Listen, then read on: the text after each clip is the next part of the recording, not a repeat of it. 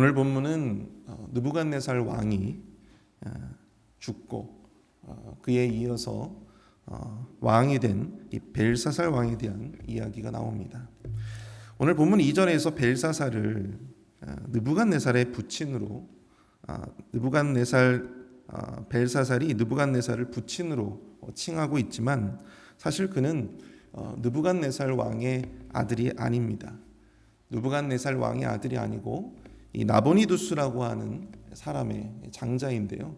나보니두스는 느부갓네살에 이어서 두 번째로 왕이 된 사람인데 이 사람은 실제적으로 바벨론 도성에서 통치를 하지 않았고 아라비아의 테이마라고 하는 곳에서 지내게 되었습니다. 그래서 실질적인 어떤 통치는 이 나보니두스의 아들이었던 벨사살에게 위임을 했던 것이죠. 그래서 당시에 이 바벨론의 어떤 상황은 이러했습니다. 바벨론의 영토 대부분이 이 메대와 이 바사의 연합군에 의해서 영토의 대부분이 다 점령을 당하게 됩니다. 그리고 이제 남은 것은 이 바벨론 도성과 그 주변 지역밖에 없었어요.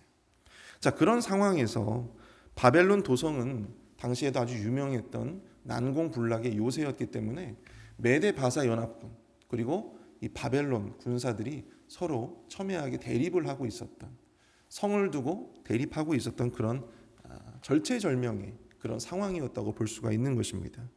자, 이런 역사적인 배경을 가지고 오늘 본문을 한번 들어가 보도록 하겠습니다. 오늘 이 새벽에는 이 본문의 내용을 중심으로 해서 몇 가지 영적 교훈들을 함께 나누기를 원하는데요. 오늘 본문을 통해서 우리가 얻게 되는 첫 번째 교훈은 교만은 영적 분별력을 잃게 된다라고 하는 사실입니다. 오늘 본문 1절을 보시면 벨사살 왕이 그의 귀족 1000명을 위하여 큰 잔치를 베풀고 그 1000명 앞에서 술을 마시니라, 이렇게 기록을 하고 있습니다.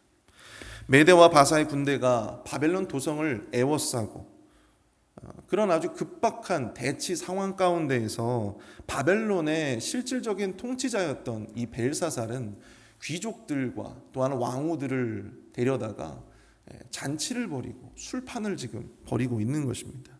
상식적으로는 도무지 이해가 되지 않는 상황인 것이죠. 뿐만 아니라 2절에서 벨사살은 더욱더 이해할 수 없는 행동을 하게 됩니다. 느부갓네살 왕이 예루살렘 성전에서 탈취한 기물들이 있었는데요. 그 기물들을 가져다가 왕후들과 그리고 귀족들과 더불어 거기에 술을 따라서 그렇게 잔치를 위해서 술을 따라 마시려고 했다라고 하는 사실이죠. 자신들의 유흥을 위한 도구로 하나님의 전에서 하나님을 예배하는 데 사용되어야 할 그 성전의 기물들을 자신들의 유흥과 쾌락을 위한 도구로 사용하면서 게다가 금으로 만든 신, 은으로 만든 신, 돌로 만든 신, 이런 신들, 자신들의 우상들을 찬양하면서 하나님을 조롱했다라고 하는 사실입니다. 벨사살 왕의 이러한 행동들은 정상적인 상식을 가진 사람의 행동이라고 보기가 어렵죠.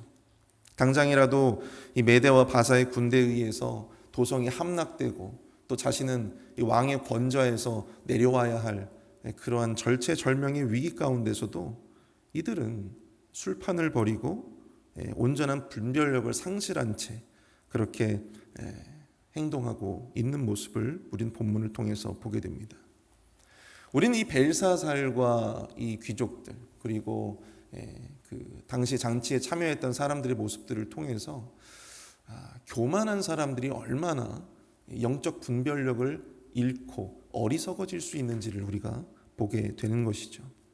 교만한 자의 가장 중요한 특징 중에 하나가 바로 이 분별력을 상실한다는 것입니다. 무엇이 옳고 또 무엇이 그른지, 무엇이 자신에게 유익이 되고 무엇이 자신에게 해가 되는지조차도 가늠할 수 없게 된다라고 하는 사실입니다. 시편 4절 말씀을 보시면요. 악인은 그의 교만한 얼굴로 말하기를 여호와께서 이를 감찰하지 아니하신다 하여 그의 모든 사상에 하나님이 없다 하나이다. 이렇게 말씀을 하고 있습니다. 왜 교만한 사람들이 이런 영적인 분별력을 잃어버릴까요? 왜 그렇겠습니까? 그들은 스스로 하나님을 알지 못하고 하나님을 안다 한들 그들은 하나님을 부정하는 사람들이기 때문입니다. 하나님을 인정하지 않고 또한 하나님의 감찰하심, 하나님이 모든 것들을 다 내려다보고 계신다라고 하는 사실, 하나님이 보신다라고 하는 이 사실, 그 사실을 그들은 인정하지 않기 때문에 자신의 어떤 욕구나 또한 자신의 감정이나 거기에만 충실해서 오로지 자기 자신만이 그 삶의 모든 판단의 기준이 되어진 채 살고 있었다라고 하는 사실이죠. 사랑하는 성도 여러분, 하나님 앞에 늘 겸손하실 수 있기를 축복합니다.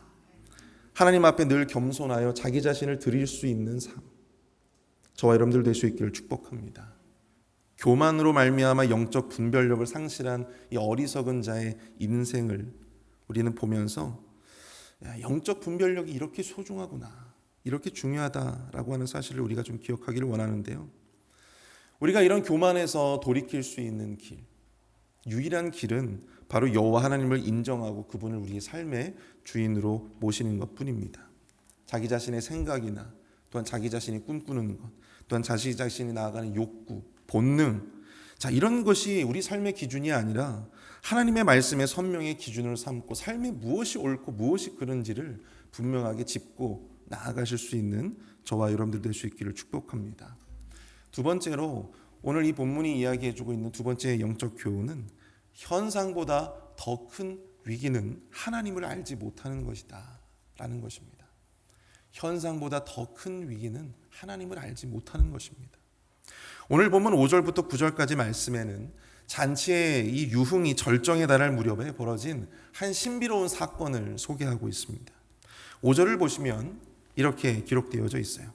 그때 사람의 손가락들이 나타나서 왕궁 촛대 맞은편 석회벽에 글자를 쓰는데 왕이 그 글자 쓰는 손가락을 본지라. 갑자기 나타난 사람의 손가락이 석회벽에 무슨 글자를 씁니다. 이 신비로운 광경을 보고 왕은 그동안 막 즐겼던 그 얼굴빛이, 기뻐하던 얼굴빛이 변하여 그 낯빛이 어두워졌고, 오늘 이 본문에 보시면 이 무릎이 막 흔들릴 정도로 두려움에 떨고 있는 모습을 우리가 볼 수 있게 됩니다. 이것은 이 왕만이 본 것이 아니고요, 함께했던 모든 사람들이 본 것이었어요. 본문에 보면 왕을 비롯한 모든 귀족들이 이 모든 현상에 놀랐더라, 그렇게 소개하고 있습니다. 그들은 사람의 손가락에 나타나 쓴 글자에 주목하고 있습니다. 그리고 그 글자가 무엇을 의미하는지에 대해서 놀라며 두려움에 떨며 관심을 갖고 있었다라고 하는 사실이죠. 나타난 현상에 주목하고 있는 것입니다. 그것을 보고 위기를 직감하고 두려움에 휩싸였던 것입니다. 아마도 메대와 바사 연합군과 더불어 이 바벨론 도성을 두고 대치하고 있는 상황이었기 때문에 어떤 그런 상서로운 체험, 그런 환상들이 자신에게 뭔가 큰 위기를 가지고 올 것이다 라고 생각을 했던 것 같습니다. 마음이 두렵고 번민했던 벨사살은 그 글자를 읽고 해석하는 사람에게 이러한 상급을 내리겠다 조서를 반포하는데요, 자주색 옷을 입히고 금사슬을 목에 걸어주고 제국의 세 번째 통치자로 삼겠다는 것이죠. 여러분, 첫 번째 통치자는 누구겠어요? 바벨론을 실제적으로 바벨론의 어떻게 보면 형식적인 왕인 나보니두스가 첫 번째 통치자가 될 수 있겠고요. 두 번째는 자신이겠죠. 실질적인 통치자 벨사살.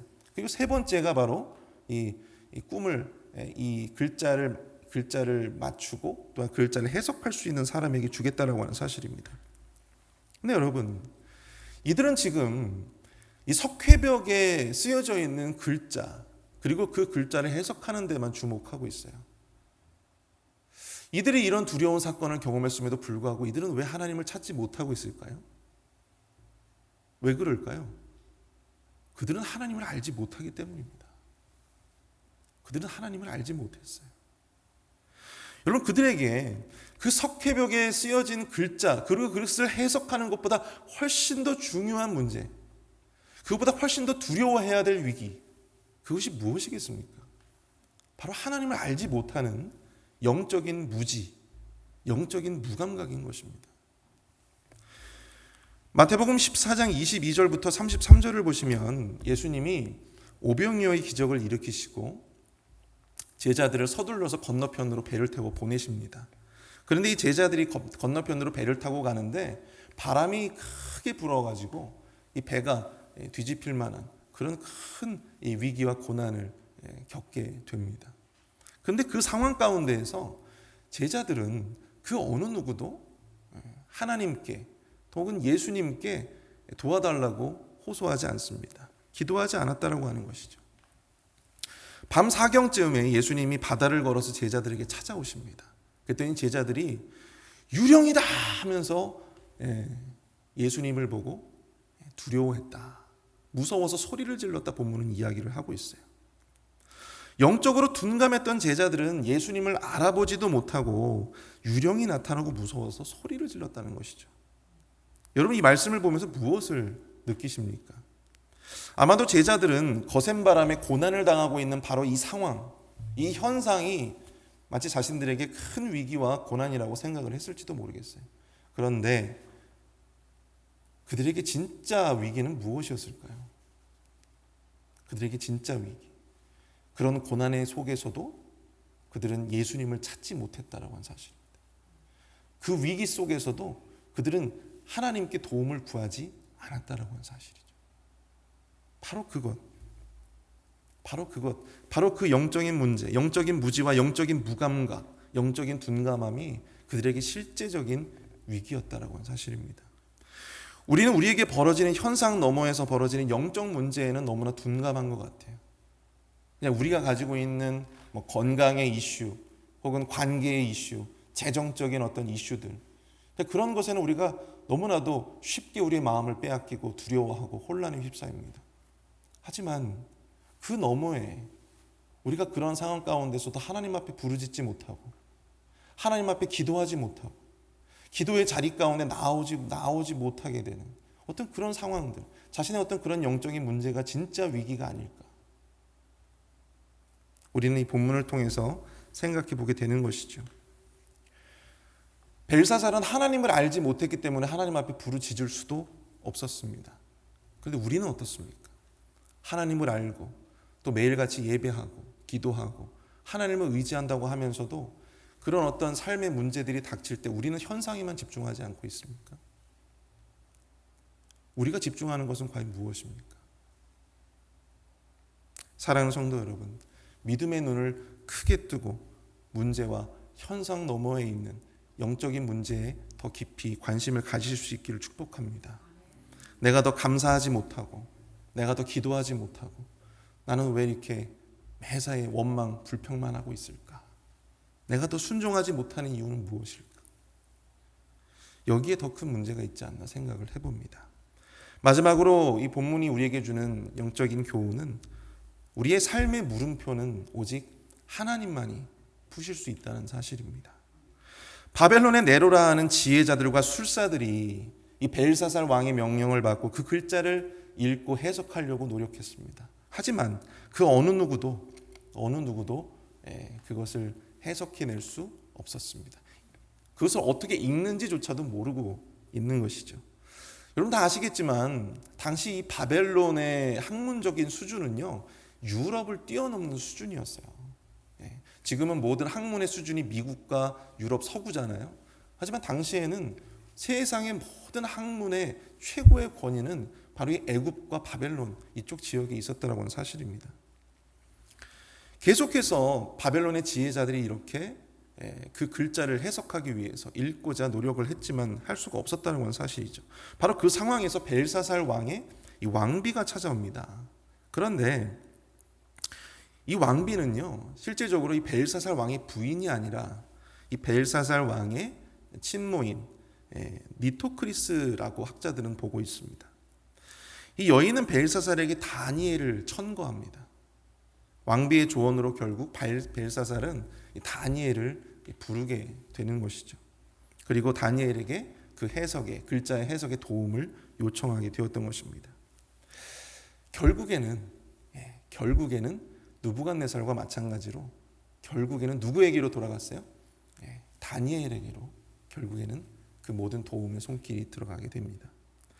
벨사살의 경우처럼 우리는 살면서 참 많은 삶의 물음표들을 갖게 되죠. 왜 나에게 이런 일들이 벌어지는 걸까? 도대체 이게 무슨 의미인 걸까? 그 막연하고 알 수 없는 많은 일들로 인해서 우리는 이 벨사살처럼 두려움과 불안에 휩싸일 때가 많이 있습니다. 벨사살도 결국은 하나님의 사람 다니엘을 찾게 되었듯이 우리 삶의 이 많은 물음표는 결국 누구만 해결해 주실 수 있을까요? 바로 오직 여호와 하나님만이 풀어주실 수 있는 문제입니다. 벨사살도 자신이 의지해왔던 수많은 바벨론의 지혜자들에게 그 문제를 토로해 봤어요. 하지만 그들에게 그 어떠한 대답도 내놓을 수 없었습니다. 그때 벨사살의 어머니 왕비, 이 왕비가 그에게 하나님의 사람 다니엘을 부르라고 조언을 하게 되는 것이죠. 이 방법 저 방법 다 써봤는데 결국은 누구더라? 결국은 다니엘이더라. 결국 하나님의 사람 다니엘, 하나님만이 해결해 주시고 풀어주실 수 있는 것입니다. 왜 그럴까? 그것은 바로 하나님이 내신 시험이기 때문에 그렇습니다. 여러분들, 하나님의 시험은 세상 방식대로 풀 수가 없어요. 하나님의 시험은 하나님의 때, 하나님의 방식으로 풀어야 합니다. 하나님이 출제자시거든요. 시험을 잘 보는 학생들의 특징이 무엇입니까? 우리 앉아 계신 분들은 다들 시험을 잘 보신 분들이잖아요. 그렇죠? 그러면 시험을 잘 보는 길은 뭐냐면 출제자의 의도를 파악하는 거예요. 출제자의 의도. 왜 출제자가 이 문제를 냈는지, 이 문제를 우리가 어떻게 접근을 해야 되는지 그거를 잘 파악하는 사람들이 시험을 잘 보더라고요. 하나님이 우리에게 허락하신 이런 시험들, 그리고 이런 삶의 물음표들, 여기에 대한 대답은 오직 하나님만이 그 해답의 정점에 계십니다. 하나님을 더욱더 깊이 알고 또한 하나님께 그것을 깨달을 수 있는 지혜를 달라고 구하실 수 있는 저와 여러분들 수 있기를 축복합니다. 오직 하나님께 우리의 길이 있습니다. 우리 시간 함께 말씀을 생각하면서 기도하기를 원하는데요. 우리 합심해서 이렇게 기도하도록 하겠습니다. 하나님, 우리가 늘 겸손하게 주님이 보이시는 말씀의 기준에 합당한 삶을 살게 하여 주옵소서. 그래서 이 영적인 분별력을 잃지 않게 하여 주옵소서. 눈앞에 벌어지는 현상과 눈앞에 벌어지는 증상에 집중하는 삶이 아니라 현상 너머의 영적인 문제에 더욱더 깊은 관심을 가지고 영적 본질에 집중할 수 있는, 오직 주님께 집중할 수 있는 우리의 삶이 되게 하여 주옵소서. 삶에 생기는 여러 물음표들, 왜 이런 일들이 생기는 것일까? 이게 도대체 무슨 의미일까? 왜 이런 세상의 물음표들, 세상의 지혜를 통해서 해결하지 않게 하여 주시고, 사람들을 통해서 해결하지 않게 하여 주시고, 내가 가진 것들로 해결하지 않게 하여 주시고, 하나님 앞에 나와서 토로하며 기도하며 하나님의 지혜를 달라고 구하는 그런 갈망하는 인생들이 다 되어질 수 있도록 도와주옵소서. 우리 교회 연약한 지체들, 힘든 지체들, 병든 지체들 위해서 또한 함께 기도해 주시고, 또 우리 담임 목사님 성령의 능력으로 함께 해주셔서 정말 맡겨진 사역들, 이 귀한 사역들을 정말 강건하게 능력 있게 잘 감당하실 수 있도록 힘을 달라고 우리 함께 합심해서 기도하도록 하겠습니다.